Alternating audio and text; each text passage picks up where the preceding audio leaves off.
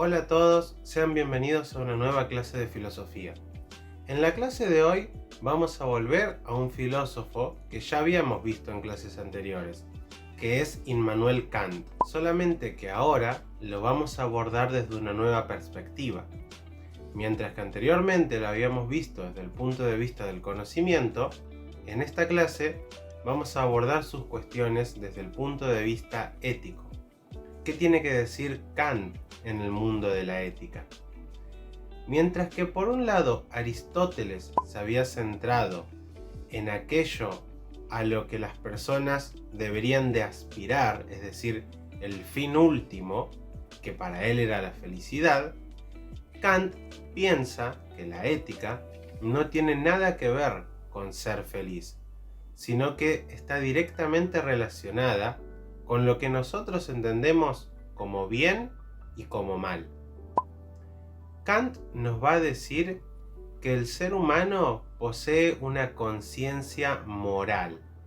Esta conciencia moral le va a permitir discernir entre lo que está bien y lo que está mal. ¿Cómo es que el ser humano es capaz de acceder al bien y al mal? Para Kant, nosotros podemos conocer tanto el bien como el mal y diferenciarlos gracias al uso de la razón. Por lo tanto, la razón es nuestra herramienta principal a la hora de entender las cuestiones del bien y del mal.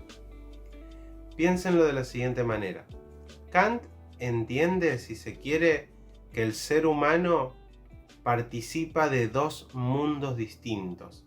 Así como en su momento Platón hablaba de dos mundos, el mundo sensible y el mundo inteligible, Kant va a hacer una referencia a eso y nos va a decir que el ser humano puede habitar el mundo del ser, que es el mundo de las cosas, de lo que es, pero también puede acceder al mundo del deber ser. El deber ser es justamente lo moral, lo que está bien. Un ejemplo muy sencillo. El deber ser, lo que debe ser, indica que las personas no deberían robar. Está mal robar. Todos podemos, mediante el uso de la razón, entender que está mal robar. No obstante, Kant nos va a decir que si bien todas las personas entienden lo que está bien y lo que está mal, a su vez las personas tienen la libertad de elegir entre lo que está bien y lo que está mal. Ese es un factor muy importante en la filosofía ética de Kant. Por lo tanto, el mundo del ser es el mundo de las cosas, por lo general el mundo de la naturaleza. El perro ladra, el perro muerde. Cuando un perro muerde a una persona no está pensando si está bien o si está mal. Simplemente está atacando. Cuando un león, una leona, ataca, caza a un animal, a una cebra, y se la come, y trae las partes, y el resto de los leones se lo comen, no está pensando si está bien, si está mal, oh, pobre cebra que ataqué, la maté, pobrecita, no.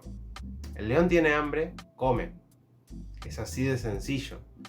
Entonces, el mundo de la naturaleza se maneja por el mundo del ser. Las cosas suceden, pasan.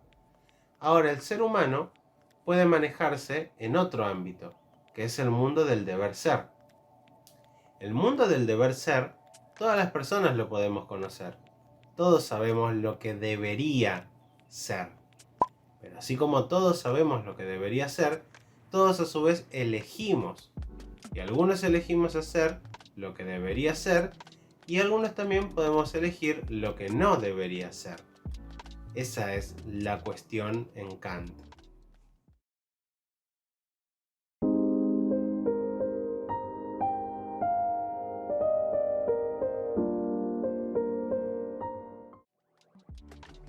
Nos va a decir Kant que no existe nada absolutamente bueno en el mundo excepto lo que él denomina la buena voluntad.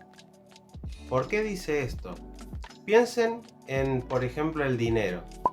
El dinero puede ser bueno, es decir, puede ser empleado de buena manera, ayudando a las personas, comprando comida, comprando una casa, comprando libros para estudiar y para aprender, o puede ser malo y utilizado para hacer cosas dañinas o negativas, para perjudicar a alguien. Incluso se puede pagar a una persona para que mate a otra. Por lo tanto, lo bueno del dinero es relativo al momento y a la forma en la que se lo utilice. En cambio, dice Kant que la buena voluntad es absoluta, es decir, siempre es buena. Ahora, ¿qué es esta buena voluntad? Es algo hipotético. Nadie en el mundo tiene una buena voluntad. Es decir, Kant entiende que nadie es absolutamente bueno. Simplemente postula el concepto. Si alguien fuera absolutamente bueno, sería un portador de la buena voluntad. La buena voluntad no está discerniendo entre lo bueno y lo malo, entre el ser y el deber ser, entre lo que quiere y lo que debe, sino que en la buena voluntad su querer coincide con el deber. La buena voluntad no puede sino querer lo que a su vez debe. Por lo tanto, no tiene este conflicto que tenemos el resto de las personas entre decidir si está bien o si está mal, si hacer lo correcto o hacer lo incorrecto. Esa sería la buena voluntad en Kant.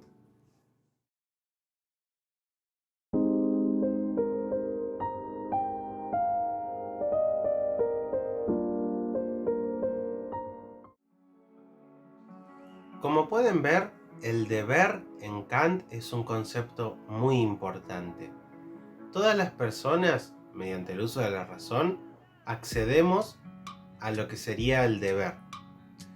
Uno sabe lo que debe hacer, entiende, lo comprende, pero muchas veces puede llegar a obrar contrario al deber, o incluso puede hacer lo que el deber manda, pero no efectuarlo por el deber en sí mismo, sino por alguna inclinación, por alguna pasión.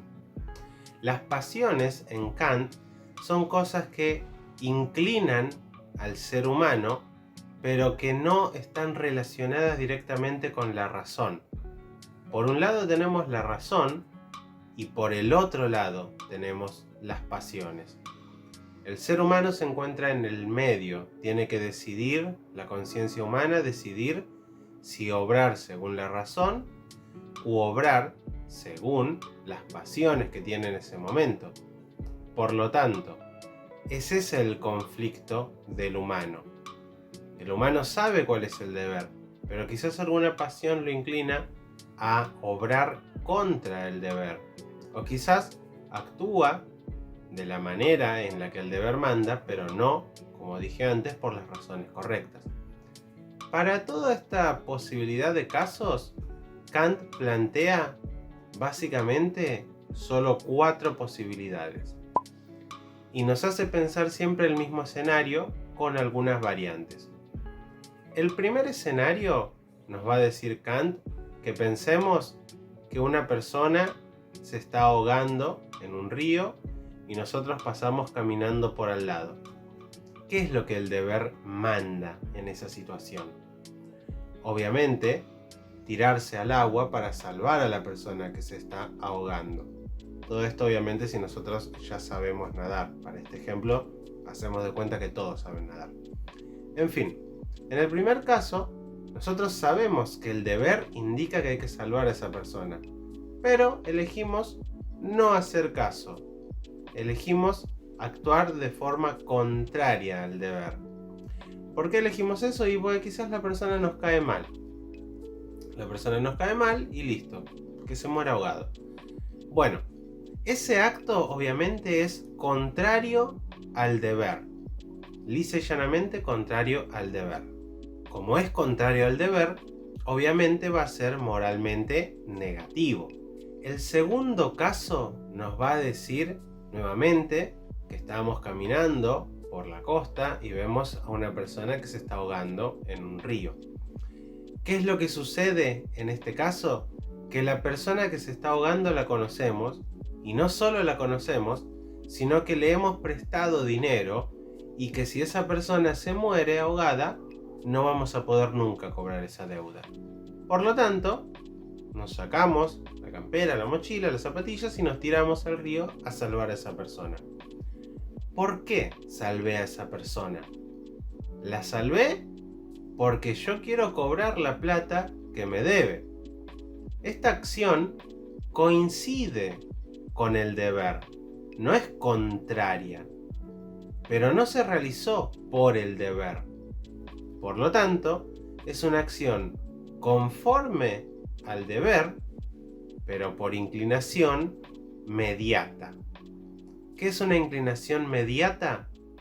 Que yo veo a la persona como un medio para obtener un fin. Nuevamente, en este ejemplo, ¿cuál es el medio? La persona. ¿Cuál es el fin? Cobrar la deuda. Por lo tanto, la inclinación es lo que a mí me motivó a salvar a esta persona. ¿La salvé? Sí. ¿Coincide con el deber? Sí. ¿Se hizo por el deber? No, no se hizo por el deber. En este caso, Kant nos va a decir que esta acción es moralmente neutra. No es, obviamente, mala, pero tampoco es buena. Ahora Kant nos va a pedir que pensemos un tercer caso. En este tercer caso, nuevamente estamos caminando por la orilla y una persona se está ahogando. Pero vemos a esa persona y resulta que es un familiar, una pareja, un amigo, alguien que nos importa muchísimo, alguien que amamos. Por lo tanto, nuevamente nos sacamos campera, mochila, zapatillas y nos tiramos al río para salvar a esta persona. ¿Qué es lo que ha pasado acá? Algo muy similar al caso anterior. Nuevamente, hemos salvado a la persona, pero no lo hemos salvado porque el deber así lo manda, sino que salvamos a la persona porque hay un sentimiento para con esa persona. Por lo tanto, actuó una inclinación y no la razón. Es decir, esta acción es conforme al deber, porque la salvamos a la persona, pero por inclinación, solamente que en este caso es una inclinación inmediata. Es decir, no nos interesa la persona como medio, sino que nos interesa la persona como fin. Salvamos a esta persona, porque esta persona nos interesa. Finalmente, el cuarto caso que nos pide que analicemos Kant es el siguiente. Piensen en una persona que se está ahogando y nosotros que estamos caminando por la costa. Miramos a la persona, no la conocemos, no sabemos quién es, no nos cae ni bien ni mal. Entonces, en este caso, nos tiramos al agua y la salvamos. ¿Por qué la salvamos? No obtenemos ningún beneficio, no nos importa sentimentalmente la persona, pero sin embargo, elegimos salvar a la persona porque es lo correcto, porque es lo que el deber manda, porque es lo que ocurre en el mundo del deber ser. Por lo tanto, hemos salvado a la persona por el deber. En este caso no actuó ninguna inclinación, sino que actuó la razón.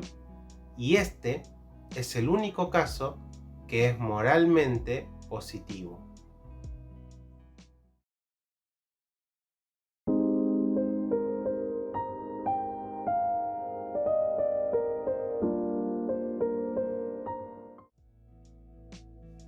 Entonces, hasta acá, la cuestión de Kant es básicamente el deber.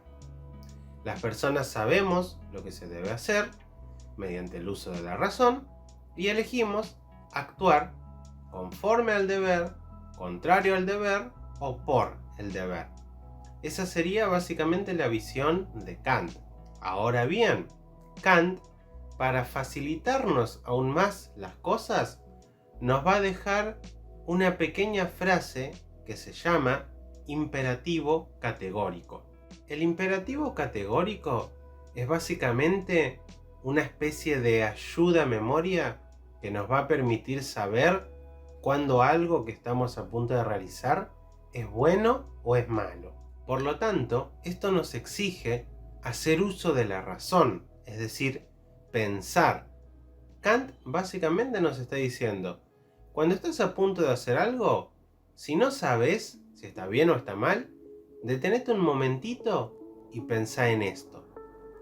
Y nos dice, obra solo de modo tal que la máxima de tu acción pueda convertirse en ley universal. ¿Cómo se entiende esto?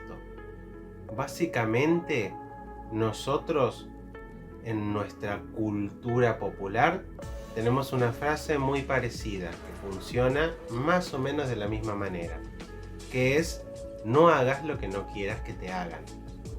Kant nos está diciendo básicamente esto, solo que con una matiz filosófica.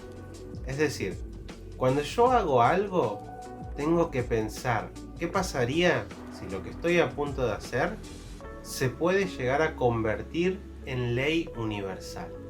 Es decir, básicamente, ¿qué pasaría si esto que estoy por hacer lo hacen todas las personas? Eso sería una ley universal. La máxima de tu acción se convierte en ley universal.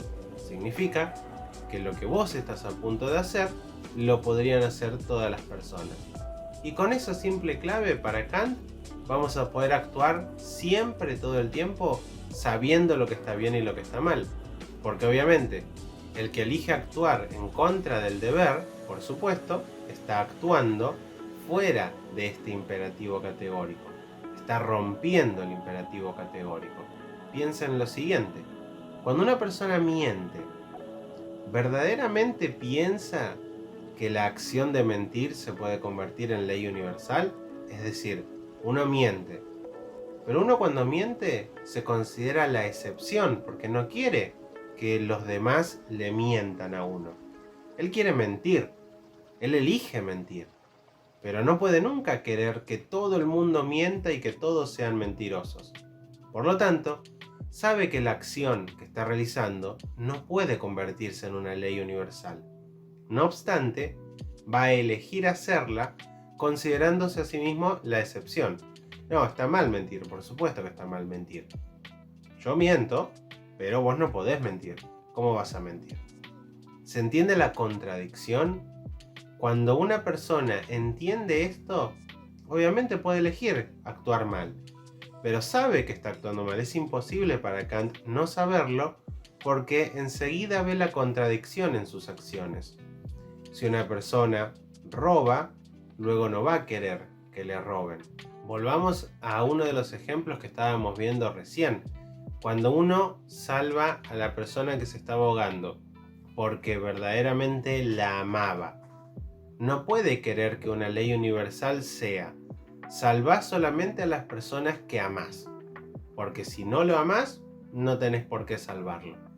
Eso no sería una máxima que pueda elevarse en ley universal. Por lo tanto, siempre que analicemos una acción antes de realizarla con el imperativo categórico, para Kant vamos a poder saber muy fácilmente si lo que estamos haciendo está bien o está mal. Luego de saberlo, uno es libre de elegir, pero no puede nunca decir que no sabía que estaba mal lo que estaba haciendo.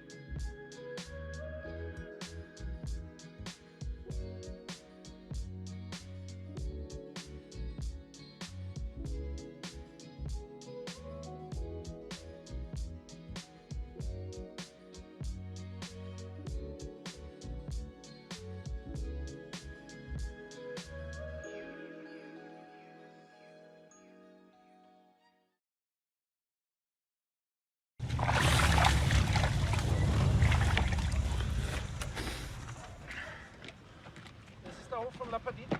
Ja, Oberst. Hermann, bis ich Sie wohl weg allein gelassen. Wie Sie wünschen, Oberst.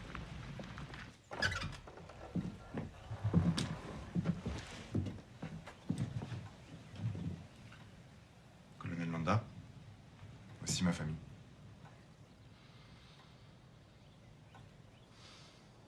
Je vous en prie. Asseyez-vous.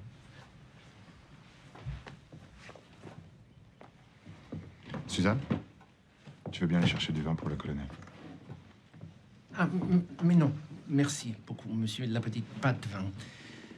Puisque nous sommes sur une exploitation laitière, je suppose, sans risque de me tromper, que vous avez du lait? Oui, Alors, je préfère du lait. très bien. Très bien.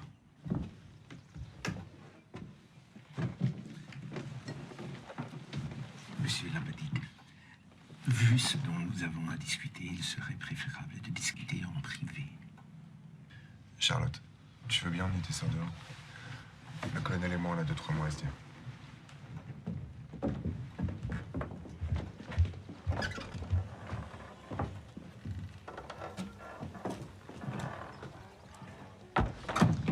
Monsieur La Petite, I'm very familiar with you and your family. I have no way of knowing if you are familiar with who I am. Are you aware of my existence? Yes. This is good. Are you aware of the job I've been ordered to carry out in France? Yes. Please tell me what you've heard. I've heard that the Führer has put you in charge of rounding up the Jews left in France, who are either hiding or passing for Gentile. The Führer couldn't have said it better himself. The Germans looked through my house 9 months ago for hiding Jews and found nothing. Yeah. I'm aware of that. I read the reports on this area. But like any enterprise, when under new management, there's always a slight duplication of efforts. Now, before the occupation, there were 4 Jewish families in this area. The Dolarac, the Roland, the Lavitte, and the Dreyfuses. Is that correct? To my knowledge, those were the Jewish families among the dairy farmers.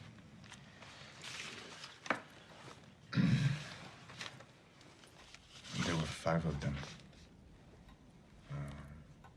The father, Jacob, wife, Miriam, and her brother, Bob. Well, I guess that should do it.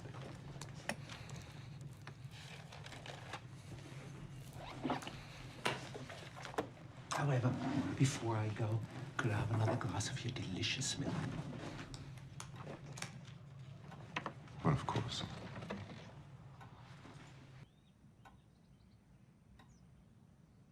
You're sheltering enemies of the state, are you not? Yes. You're sheltering them underneath your floorboards, aren't you? Yes. Point out to me the areas where they're hiding.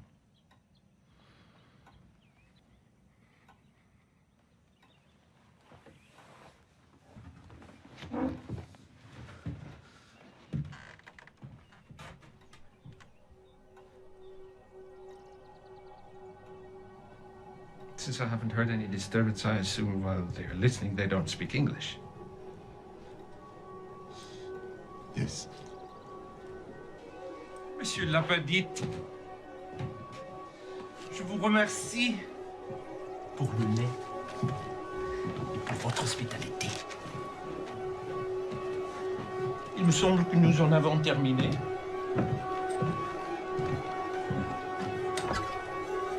Ah, mesdames, je vous remercie pour le temps que vous m'avez consacré. Nous ne nuirons pas votre famille plus longtemps de vous et je vous dis adieu.